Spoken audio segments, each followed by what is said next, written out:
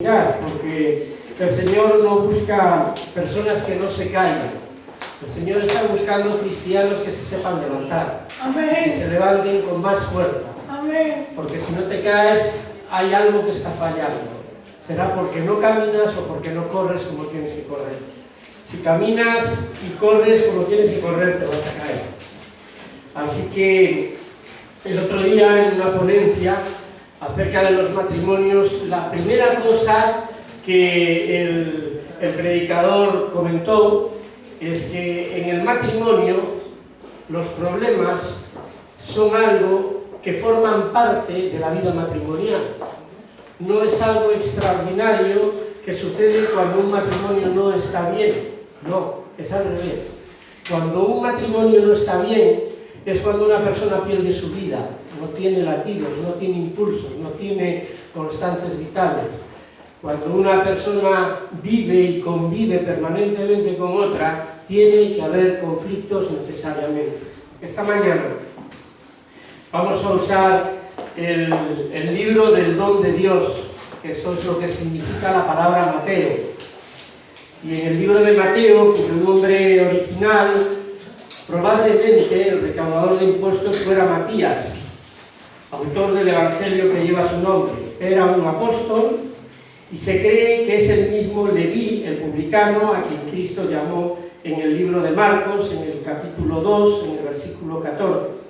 Algunos han sugerido que asumió su nuevo nombre de Mateo al abandonar el antiguo oficio rastrero de publicano y recaudador de impuestos. Según algunas sugerencias, poco se sabe de él, pero desde comienzos del siglo II comenzó una tradición que le atribuye la paternidad del primer evangelio. Puede que haya escrito parte o toda la obra en arameo, pues Papías, primitivo escritor del cristiano, dice: Mateo recopiló los logia, los dichos del evangelio en lengua hebrea, arameo.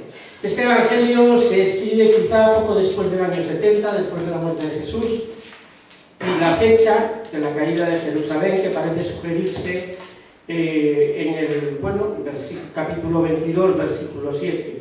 Mateo era el evangelio más comúnmente usado en la iglesia primitiva, que incluía a muchos judíos, cristianos. Por eso se suele decir, los estudiosos de teología suelen decir que Mateo se escribió para los judíos, Marcos para los romanos, etc.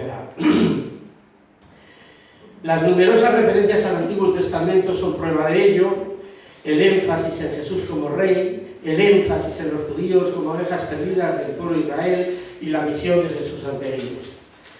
El versículo clave: Jerusalén, Jerusalén, que matas a los profetas y apedreas a los que te son enviados. ¿Cuántas veces quise juntar a tus hijos como la gallina junta a sus polluelos debajo de sus alas y no quisiste? Esta es la historia permanente de la iglesia. Así que, porque os digo que desde ahora no me veréis hasta que digáis: bendito el que viene en el nombre del Señor. La iglesia, su ministerio es estar permanente pendiente de las ovejas, de los hermanos que se despistan con gran facilidad, que les es tropiezo enseguida cualquier cuestión trivial o cualquier cosa que incluso no tenga nada que ver pues, con el pastor, con la iglesia o con su funcionamiento, con el liderazgo. Es una característica común de las ovejas. Por eso es tan importante orar todos los días, leer todos los días, tener comunión todos los días, y Jesús insiste en eso, no por machacarnos la vida ni aburrirnos, sino porque es algo que forma parte de nuestro ADN. Somos despistados, nos vamos por ahí, enseguida nos hacen turururú y nos engañan, y eso muchas personas del mundo no son capaces de reconocerlo porque el orgullo no se lo permite, pero nosotros sí, nosotros podemos decir con absoluta liberalidad y sin ningún tipo de complejo que somos ovejas del Señor. Gracias a Dios. Amén. Eso es un privilegio que yo no quiero perderme jamás. Amén. Amén. Si te diesen o si te regalasen esta mañana una goma capaz de borrar la historia de tu vida en algunas partes, en aquellos lugares, en aquellas etapas de tu vida. Si tuvieras la oportunidad de retirar las palabras que le has dicho a personas y por tanto has herido profundamente a alguna persona, si pudieras tener ese instrumento en la mano, una borra de esas que cuando íbamos al cole yo me las comía porque olía a manata, pues eran cosas de niños, ¿no? Nos comíamos las tizas, nos comíamos las gomas, nos comíamos gominolas, comíamos todo lo que se podía comer. Si a ti te dieran esta posibilidad, ¿cuántas cosas de tu vida, cuántas cosas de lo que el Señor ha borrado a través de su sangre serías capaz o harías que desaparecieran como parte de tu vida, verdad? Algunas de ellas quiero recordarte que son la mismísima voluntad de Dios y que gracias a ellas estás aquí. Hay errores, hermanos, que se cometen en la vida que nos ayudan a ser mejores. De hecho, es importante aprovechar las crisis, la gran diferencia que hay entre el pueblo judío, el pueblo de Dios, los benditos del Señor, las personas que siguen a Jesús y diezman. La gran diferencia que hay entre ellos y nosotros es que todas las crisis las convierten en oportunidades. Es más, para la gente del mundo una crisis es un mal momento. Para los cristianos, para los creyentes, una crisis es una gran oportunidad. Así es como debemos de ver nosotros los eventos y las tormentas que nos visitan o nos visitarán en un futuro. No des por hecho que vas a tener una vida Disney, porque eso se predica en Miami. Yo hablo mucho de Miami últimamente porque, bueno, he estado indagando acerca de cosas que no me gustan, cosas que escucho y veo de la iglesia evangélica que no tienen nada que ver con el evangelio de Jesucristo, y tengo la responsabilidad de decirle a mis ovejas, a las personas que vienen a mi iglesia, que eso no es evangelio, que eso no es salvación y que eso no tiene nada que ver con Jesús. Los jet privados, los Ferraris, los Rolls Royce, las mansiones, la opulencia, todo eso no tiene nada que ver con Jesús. Jesús no siembra eso. Amén. Amén. Por favor, que quede claro, somos obreros del Señor y ningún obrero del Señor anda en Ferrari. Amén. Amén. Así que como hay muchos que han sido llamados para ir a predicar a Miami, a los pobrecitos de Miami, hay muy pocos que van a pueblos de África a atender a niños y a mujeres en tremenda necesidad. A eso los llama muy poca gente. Con esos tíos habla de vez en cuando. Pero con estos de Miami habla por miles, como multitudes. Así que yo os aconsejo, es un consejo personal, no es nada bíblico, es personal, que no prestéis oído a eso. Si veis mucha gente y muchos coches y mucho lujo y mucha pompa, alejaros. No tiene pinta de ser de Dios eso. Amén. Hoy vamos a aprender lo que hacía Jesús cuando tenía que tomar una decisión. Hoy vamos a hablar de las decisiones. Yo fui montañero muchos años y había un espacio de la pared, hacíamos paredes grandes, donde incluso había, en la falda de la pared había chapas de personas que habían intentado subirla y se habían muerto en el intento. Se les ponía pues una chapa en homenaje a esa persona, a ese montañero. Y había unos pasos determinados en la ruta de 600, 400, 500, 3000 metros, depende de donde estuvieras, fuera roca caliza, fuera roca dura, fuera roca blanda. Había diferentes tipos de piedras. A mí me gustaba mucho la escalada, mucho el riesgo, mucho la montaña. Hice muchas veces cosas que no debía haber hecho y que como creyente no me enorgullezco, pero sí puedo reconocer que jugué con mi vida muchas veces. Y había un espacio que se llamaba paso de decisión. Había quinto superior, sexto superior, tercero inferior, cuarto superior, grados de dificultad.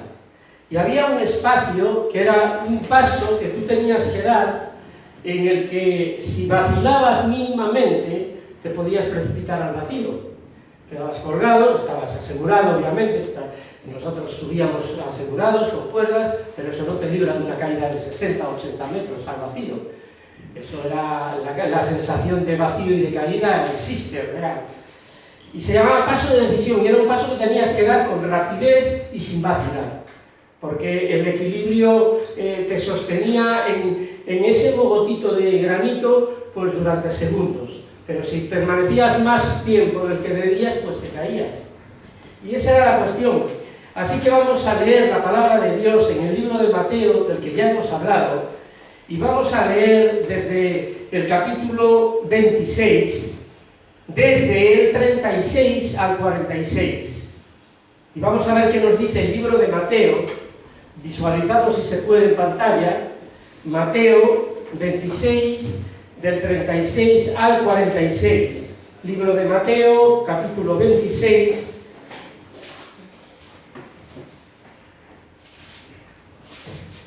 Y vamos a ver qué nos dice este precioso espacio en el que entonces llegó Jesús con ellos a un lugar que se llama Getsemaní y dijo a sus discípulos: sentaos aquí, entre tanto que voy allí y oro. Y tomando a Pedro y a los hijos de Zebedeo, comenzó a entristecerse y a angustiarse en gran manera. Entonces Jesús dijo: mi alma está muy triste hasta la muerte, quedaos aquí, velad conmigo. Y él un poco más adelante se postró sobre su rostro, orando y diciendo: Padre, pase de mí esta copa, pero no sea como yo quiero, sino como tú. Vino luego a sus discípulos, los halló durmiendo y dijo a Pedro: ¿así que no habéis podido velar conmigo ni siquiera una hora? Velad y orad para que no entréis en tentación. El espíritu está dispuesto, pero la carne es débil. Otra vez fue y oró por segunda vez, diciendo: Padre mío, si no puede pasar de mí esta copa sin que yo la beba, hágase tu voluntad. Vino otra vez y los halló otra vez durmiendo, porque los ojos de ellos estaban cargados de sueño. Y dejándolos se fue de nuevo y oró por tercera vez, diciendo las mismas palabras. Entonces vino a sus discípulos y les dijo: dormid y descansad, ya se acabó el tiempo. He aquí ha llegado la hora. El Hijo del Hombre es entregado en manos de pecadores. Levantaos, vamos, ved, se acerca el que me entrega. Este es un episodio dramático, ¿verdad? Hay cosas con las que podemos especular sin que la Biblia lo diga. Por ejemplo, el momento en el que Pedro le corta la oreja a Malco. Lo que la Biblia no dice es que Pedro no quiso cortarle la oreja a Malco. Pedro levantó su espada y fue a por Malco. Malco se movió por reflejos y le cortó la oreja. Porque Malco, cuando Pedro le levantó la espada, no se quedó esperando a que le cortara la oreja.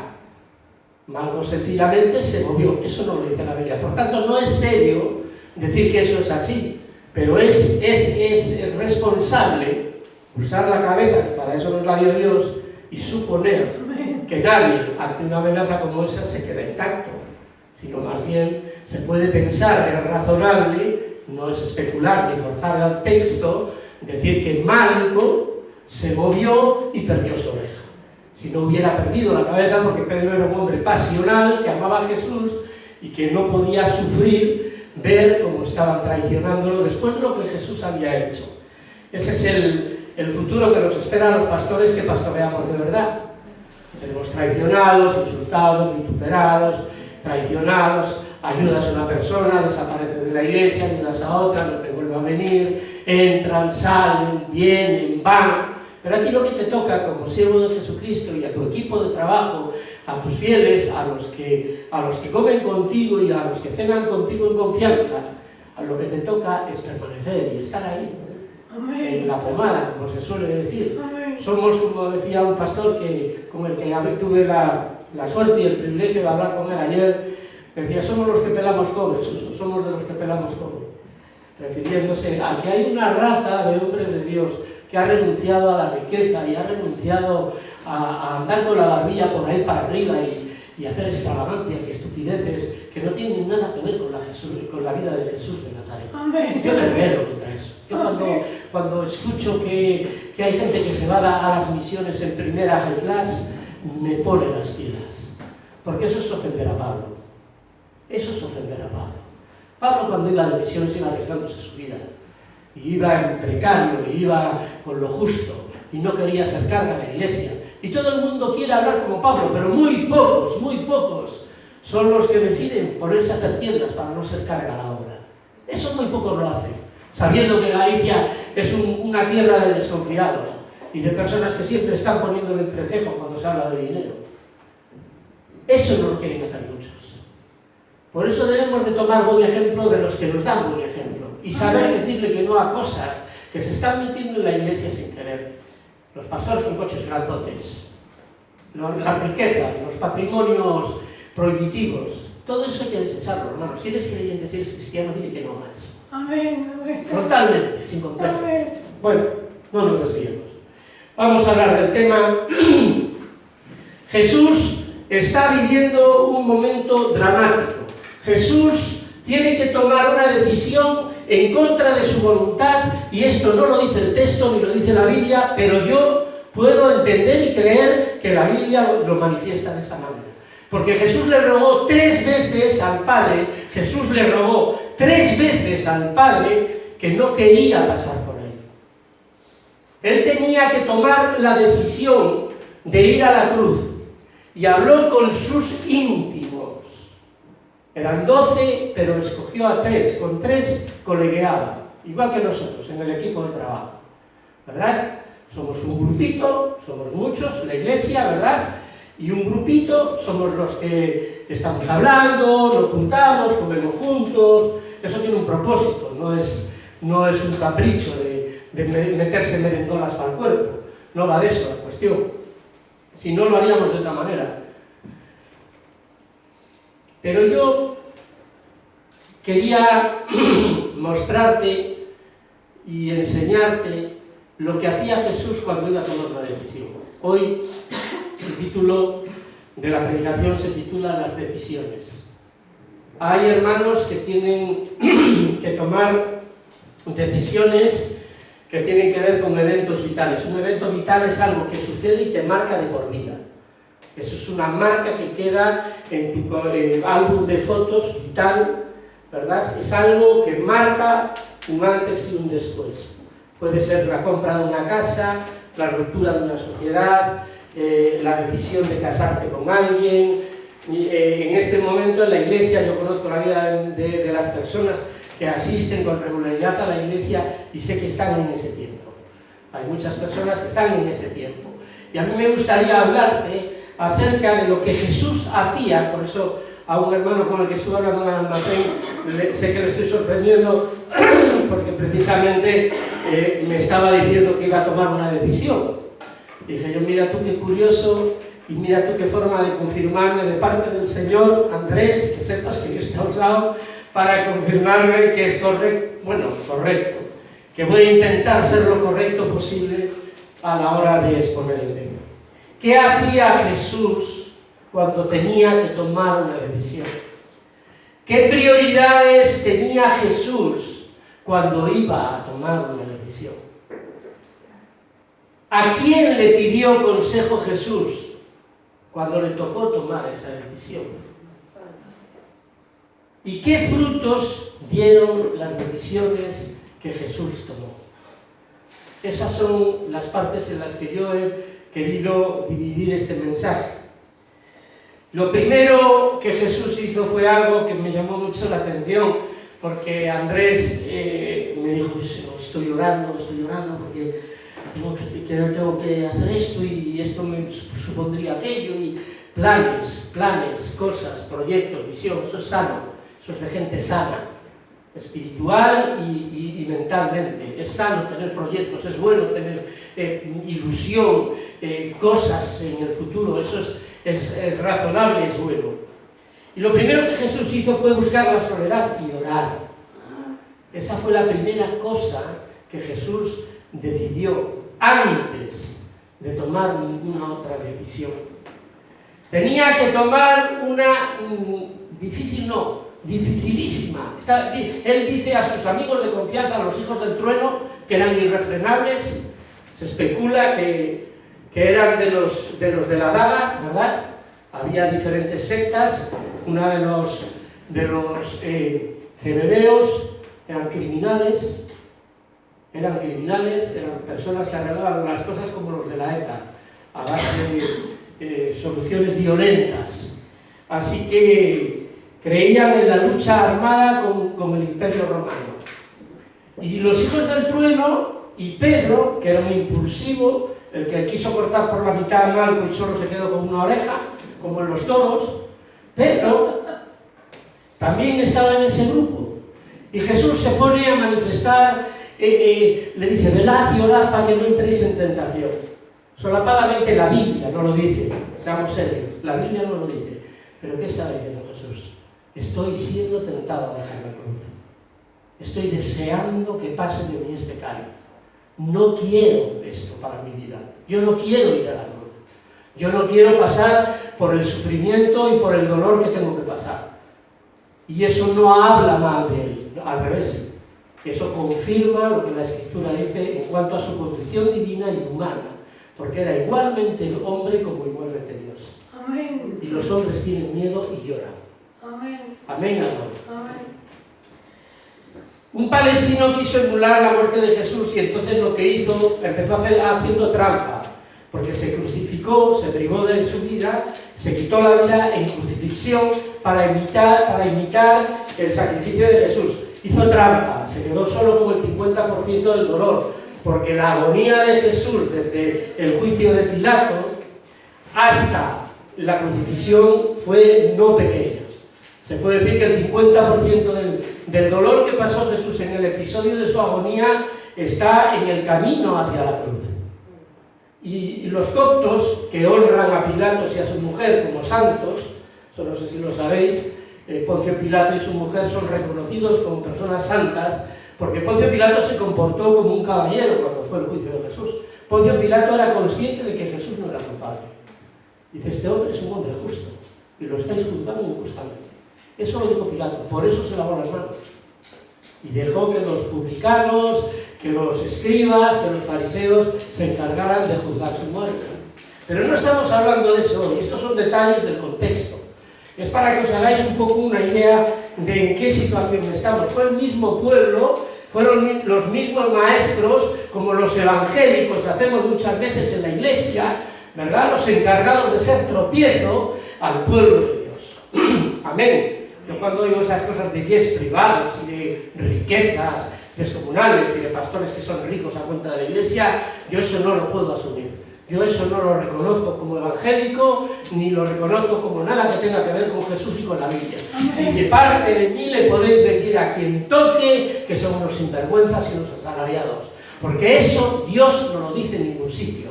Dios dice a los que van y a los que envía una sola alforja, unas sandalias, y donde vayáis ser recibidos. Amén. Amén. Amén. Jesús estaba queriendo tomar una decisión difícil. Y la principal diferencia que hay entre ese palestino que nos empezó engañando, diciendo que se iba a crucificar como dijo Jesús, pero se evitó el camino a la muerte, es que Jesús nunca quiso ser crucificado. Jesús se negó radicalmente a ser crucificado, pero prevaleció en esa decisión la voluntad de su Padre. Amén. No sea yo, sino sé tú. Le dijo 3 veces. En 2 de ellas sus colegas se quedaron dormidos. A nosotros nos pasa también. Yo me he quedado dormido en algunos ayunos y en alguna jornada de oración. La hematoidrosis o la hemidrosis o la llamada también hematidrosis, es un poco lío esta palabra, pone hematoidrosis, hemidrosis o hematidrosis, dice que es una afección en la que los vasos sanguíneos que atienden las glándulas de sudoración revientan, se rompen. Entonces eso lo que produce es sudoración, es sudar sangre. a ese fenómeno, que es un fenómeno vasodilatador, que se produce en los vasitos finitos que tenemos, que atienden a las glándulas sudoríparas, especialmente del lado de las sienes, suelen romperse. Y esto sucede cuando alguien está sometido a un estrés extremo, tanto físico como psíquico. Si una persona está sometida a mucho estrés, físicamente o psíquicamente puede llegar a sudar sangre. La ciencia confirma que cuando Jesús sudó sangre estaba sufriendo este episodio, que fue cuando le dijo a los hijos del trueno y a Pedro que estaba angustiado hasta la muerte. Esa era la situación de Jesús en ese momento. Y fijaos los principios que prevalecieron en la toma de decisiones que hizo Jesús. Y en ese primer punto debemos tener presente que Jesús iba a tomar una decisión de obediencia y que no estaba de acuerdo con ella. Jesús no estaba de acuerdo en ir a la cruz. Sería un suicida, un loco o un masoca.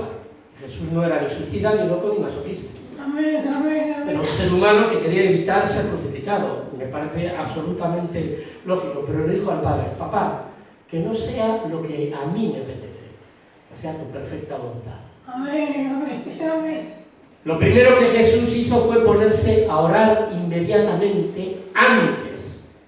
Dijo a su círculo de confianza: velad y orad. Porque él estaba siendo tentado. Y él se fue a dar ejemplo de lo que les había dicho a sus amigos, a sus colegas. Dijo: mira, me voy a orar y a velar, porque no quiero pasar por aquí. Voy a orarle al Padre a ver si puedo evitar este asunto.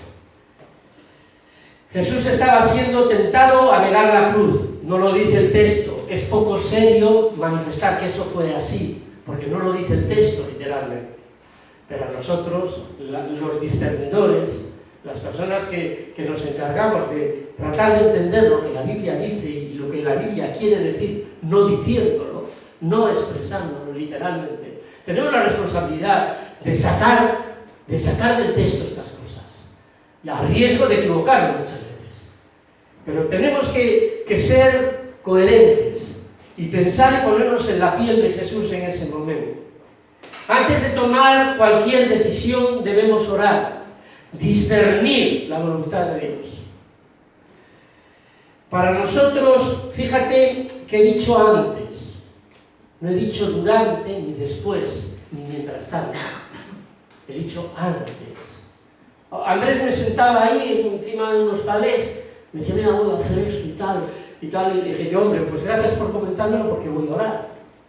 Voy a orar porque eso es algo importante, que atañe a tu futuro y atañe a tu economía y atañe a tu vida personal. Por supuesto no puedo decirlo, pero voy a orar, y voy a colaborar contigo, Andrés y Silvia, para que os vaya bien y el Señor cumpla los deseos de vuestro corazón. ¿Cómo no voy a orar? Si es mi responsabilidad, es mi obligación delante del Señor. Amén. A eso me he comprometido. Como hizo Jesús, no olvidemos que estaba angustiado, que estaba en un estrés extremo y que eso le provocó el llegar a sudar sangre. Pero hay otro punto importante, hermano, cuando tú vas a tomar una decisión. Es lo mismo que cuando te vas a casar. Dice: a ver qué me da. Dice: no es saber qué me da, es saber qué le doy. El principio, con el Evangelio en la mano, es a ver qué le doy a la otra parte, no a ver lo que la otra parte me da a mí. Amén. Ese es el principio del matrimonio. Pero bueno, hay quien empieza al revés y así le da las cosas. Amén. Yo titulé a este punto de enseñanza: ¿qué prioridades tenía Jesús cuando fue a orar al Padre para saber cuál era su perfecta voluntad? ¿Qué prioridades tienes tú cuando vas a tomar una decisión? ¿Cuál es tu prioridad? ¿Obedecer a Dios? ¿Escuchar su voz? La primera pregunta que deberíamos hacernos cuando tomas una decisión es esa: ¿cuál es tu prioridad? ¿Qué es lo primero que capitanea tu vida? ¿Estás interesado en la iglesia? ¿Colaboras con la iglesia? ¿Ayudas en la iglesia? ¿Trabajas con los hermanos? ¿Te implicas en la medida de tus posibilidades? Siendo una persona de alto rendimiento, ¿estás dando lo mejor de ti para los hermanos y para la iglesia? ¿Aportas de tu buen humor? ¿Aportas de tu compañía? ¿Se te ve con frecuencia en la iglesia? ¿O eres de esos que por tan importantes que eres no se te ve el pelo? y por tanto no podemos ni disfrutar de tu compañía. Hay hermanos que son como el Guadiana, aparecen y desaparecen, y de repente los ves aparecer y de repente los ves desaparecer, y tú sufriendo por ellos y orando y sin saber dónde están, ni a dónde vienen, ni a dónde van. Y quiero decirte, hermano, que eso hace sufrir a los pastores, es un motivo de desgaste para los responsables de la iglesia, pero ya es una cuestión personal, no podemos interferir en las decisiones de las personas si ellas no lo desean. ¿Cuál es tu prioridad? ¿Tu deseo es tu prioridad? ¿El deseo de la persona que te acompaña es la prioridad? ¿El deseo de los dos? ¿O que ese deseo esté sujeto a la voluntad de Dios, como sabiamente me decían esta mañana? Y dice, no, estoy orando para ver si es la voluntad de Dios. Y yo me estaba quedando a cuadros, porque Andrés no sabía nada de lo que yo iba a predicar hoy. No sabía absolutamente ni papá. Yo no se lo suelo decir a nadie, ni siquiera a mi mujer. Por una cuestión mística, yo creo, que no hay ninguna razón en especial. Se cuenta la historia. Antes de empezar este punto, quería decirte que si esto no fuese así, estarías dispuesto a renunciar a ese deseo de tu corazón hasta el punto de sudar sangre para decirle que no. Te someterías a un estrés tan extremo. Jesús fue obediente hasta la muerte, hermanos. El mérito de Jesús en la cruz es inigualable, a la vez que inexplicable, porque ningún hombre fue capaz de igualarlo. Ni siquiera este palestino que dejó su vida haciendo el idiota, lamentablemente, porque eso fue suicidarse. Jesús no se suicidó. Jesús fue a la cruz en contra de su voluntad, pero sometiéndose a la voluntad del Padre, porque sabía la salvación y la bendición que venía detrás. Pero Jesús no fue a la cruz diciendo, no, voy a dar mi vida por los demás, sin la leche. Señor, si puede ser, deja mi vida tranquila. Muchos piensan que el buen pastor es el que da su vida por las ovejas, pero muy pocos piensan que dar la vida por las ovejas es estar aquí todos los domingos predicando.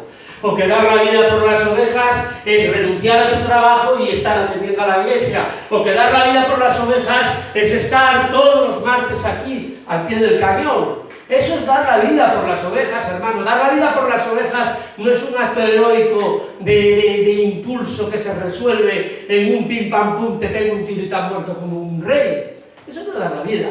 La vida es toda, hasta que se acaba, toda. No es un momento. No es un tejero, un pim pam pum y se acabó. Eso no es dar la vida por las ovejas. Dar la vida por las ovejas es nacer, ser llamado, obedecer y estar al pie del cañón hasta el final. Eso es dar la vida por las ovejas. Amén. ¿Qué prioridades tenía Jesús? ¿Cuántas veces le dijo a Jesús, Señor, yo esto no, pero que no sea lo que yo quiero, sino lo que tú quieres? Jesús tenía prioridades. Jesús tenía una prioridad, y es la obediencia al propósito de Dios. Se cuenta la historia, y ahora sí os lo voy a contar. Se cuenta la historia de un pastor que convocó a un ayuno en un día laboral. Y tenía una iglesia grande, y parte de esa iglesia trabajaba en un cuerpo administrativo también grande, en una oficina, en una compañía de seguros muy conocida. Y convocó ayuno el día laboral. Allí se come a las 12, se marchan a casa a las 5, tienen unas culturas diferentes. Muchos entendieron que Dios les estaba llamando al ayuno y asistieron. Algunos entendieron que su prioridad era atender a sus obligaciones naturales y se fueron a la oficina.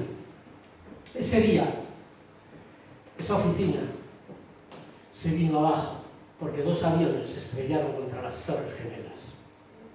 Y el Espíritu Santo le había dicho a ese pastor que convocara un ayuno ese día en la iglesia a la hora del almuerzo. Y algunos entendieron como prioridad sus intereses y otros entendieron como prioridad los intereses del reino. El fin de unos y el fin de otros no os lo voy a contar porque es obvio, ¿verdad?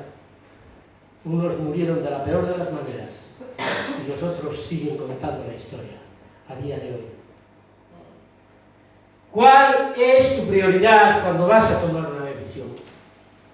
¿En dónde están puestos tus ojos y tu corazón cuando vas a decidir romper una empresa o arrancar con ella? ¿Comprar una casa o venderla? ¿Buscar un marido o dejarlo? ¿Cuál es tu prioridad? ¿Cuál es tu referencia? La prioridad, el móvil que nos mueve a tomar una decisión, es lo que determina el futuro éxito de la misma. Allí donde esté tu prioridad, donde tú hayas puesto lo primero, eso va a determinar si eso va a ir bien o no va a ir del todo bien. Salmo 37.5, ¿qué dice el Salmo 37.5? Te lo digo yo: encomienda al Señor tu camino y confía en Él, y Él hará. ¿Pero qué es encomendar? ¿Qué es encomendar? ¿Qué dice el diccionario de la palabra encomendar? Entrégate, confía en el amparo y en la protección de alguien. Y también significa encargar a alguien que haga una cosa. Encarga a Dios que se encargue de tu camino y confía en lo que Dios te diga, que no suele ser lo que tú deseas, o lo que tú piensas, o lo que tú esperas. Y si no, que eso le digan a mi hija. Cuando tomas una decisión debes de tener claro que Dios estará contigo, es aconsejable. Cuando tomas una decisión o vas a tomar una decisión, en mis tiempos se hacía con mucha frecuencia. Que tengas una promesa de Dios, que tengas una palabra de Dios, que tengas algo a lo que agarrarte para que cuando vengan los malos tiempos tengas en dónde cogerte para no caer. Nosotros generalmente cuando tomamos, mi mujer y yo, cuando tomamos la decisión de casarnos, nos metimos en una cueva a ayunar. Y Dios nos habló por una piedra que estuvo en una pecera muchos años. Estuvimos orando y cuando terminamos de orar, me quedé mirando para una piedra blanca y cogí una piedra y cogí otra, las junté y encajaban perfectamente. Y en uno de los lados de esa fisura a la piedra le faltaba un trocito, porque perfecto no hay nadie. Ese trocito no sé si es un tornillo que me falta a mí o es el tornillo que le falta a él. Pero Dios nos habló, Dios nos habló. Teníamos una palabra de Dios, teníamos una confirmación del Señor. Dios había hablado a nuestro corazón. Yo en un momento temía acerca del futuro de la obra social y Dios me habló claramente en el sofá. Me dijo: prevalecerá. No dijo nada más. Dijo: prevalecerá. Habló a mis oídos. Yo escucho la voz de Dios, también la del diablo. Y además la sé distinguir perfectamente. Prevalecerá. Porque Dios habla, hermano.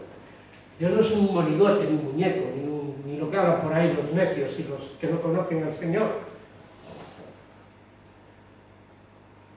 Hace un tiempo he hablado con una hermana que terminó separándose de su marido y con una pérdida económica brutal. El marido la desfalcó la economía familiar. Dijo una hermana a la que yo aprecio muchísimo, que tengo un cariño especial por los años que la llevo conociendo y por las cosas que dice. Ella tiene un don de evangelismo excepcional y ella me dijo, porque ella no habla con pelos en la lengua, y dice: mira, yo cuando me casé, lo hice con quien me dio la gana.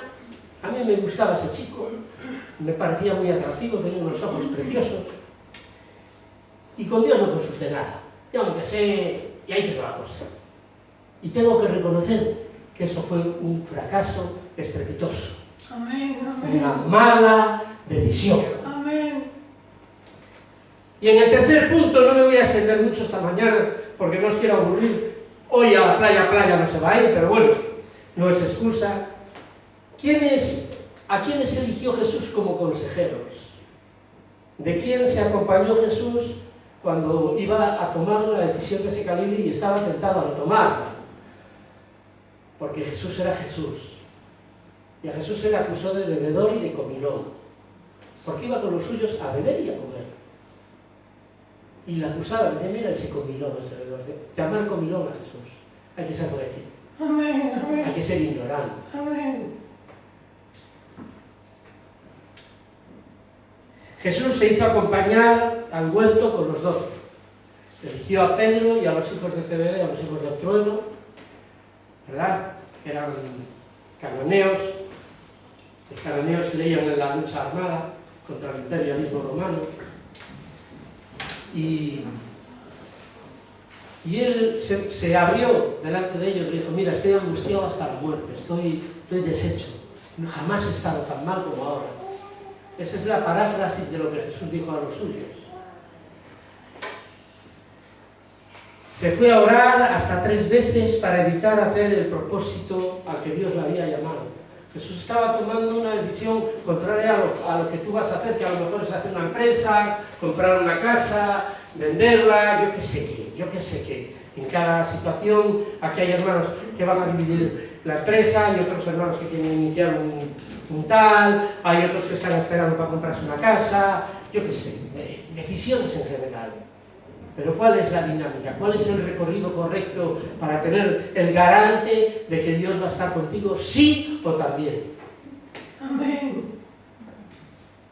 Jesús buscó el desahogo en la intimidad con los suyos, y de entre los suyos cogió a 3, a Pedro y a los demás. En el Salmo 1, en el verso 1, dice, bienaventurado el varón que no anduvo en consejo de malos ni estuvo... Yo me lo sé entero, pero vamos a ocuparnos solamente de la primera parte para no enrollarnos. Bienaventurado el varón que no anduvo en consejo de malos. Está diciendo, bienaventurado el varón que no anduvo en consejo de malos. No está diciendo, bienaventurado el varón que no anduvo en malos consejos. No está hablando del consejo en ese salmo. En ese salmo se está hablando del consejero. Amén, amén. Cuando se dice bienaventurado el varón que no anduvo en consejo de malos, no se dice bienaventurado el varón que no anduvo en malos consejos. No, señor. Está hablando del consejero y no del consejo. ¿Con quién buscas consejo? ¿A quién le preguntas? ¿A los líderes de tu iglesia, a tus hermanos que te quieren en el alma y lloran por ti, por tu familia? ¿Al pastor que se preocupa cuando no te ve? ¿O vas a buscar al consejo a los sabios de la tierra? Nosotros esta tarde vamos a ver un sabio de la tierra. Es el número 1 del mundo en geometría cuántica. Un hombre que tiene 3 doctorados y 3 carreras terminadas. Está metido en un majarín, en un psiquiátrico. Y vamos a llevarle un reloj. Tenemos que salir desde aquí, pinzados, hacia Santiago, porque tenemos que estar con él. Fue el diseñador de la G4 en el aeropuerto que tiene este nombre del presidente, Adolfo Suárez. El diseñador de ese programa informático del que coge las maletas, las recoge, vigila la seguridad, no sé qué, personal, el diseñador de ese programa está metido en un majarín. Y lo vamos a visitar hoy. Y llevamos aconsejándole el consejo de Dios. ¿Cuántos años vivió? 10. No, más de 10. Casi 15. Pero es un señor importante. Como un ignorante como yo va a aconsejar a un señor tan importante, que vino con un coche de 10 millones de las antiguas pesetas, pintado con 7 capas de pintura y que tiene 470 caballos el coche? Como un ignorante como yo, con la Biblia en la mano, le va a dar el consejo de Dios a un hombre tan listo y tan súper estupendo? Pues se está volviendo loco. Se está volviendo loco. Cumplimos años el mismo día. El día de mi cumpleaños yo a ese hombre lo vi postrado y llorando encima del plato de comida en mi casa. Porque Dios es así. ¿Qué hacemos cuando tenemos que tomar una decisión? ¿De quién nos acompañamos? ¿Cuáles son nuestras prioridades cuando tenemos que tomar una decisión? Jesús se hizo acompañar de los suyos.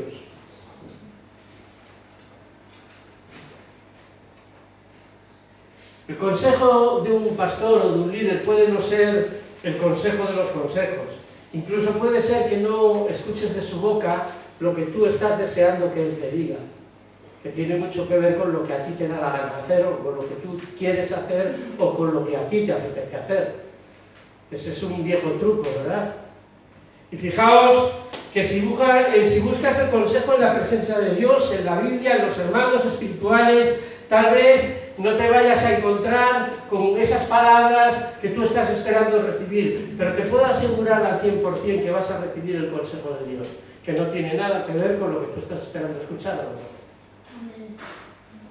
Hace poco vimos partir una hermana de entre nosotros que se le aconsejó, los obreros de la iglesia, bueno, las personas del equipo de trabajo hablaron con ella, Chus, la mujer de Andrés, ¿verdad? Silvia, hablaron con ella, le aconsejaron que asistiera al estudio, que estuviera tal, y ella, pues no sabemos por qué extraño efecto, decía que no podía asistir a los estudios, que le era imposible, que tenía que atender a... Estamos hablando de sentarse media hora a tener comunión con unos hermanos preciosos y hablar de cosas de Dios durante media hora. Tienes tiempo para ver todas las telenovelas del mundo y para ver todas las películas horrorosas del mundo, que yo ya me las conozco todas. Ya sé cuándo van a cerrar la puerta, cuándo la van a abrir, cuándo van a matar, cuándo van a clavar el cuchillo al malo, quién es el malo, qué va a pasar después, porque las echan todas repetidas, les dan las películas a salvo y las echan repetidas. Los que no tenemos internet vivimos así, ¿verdad?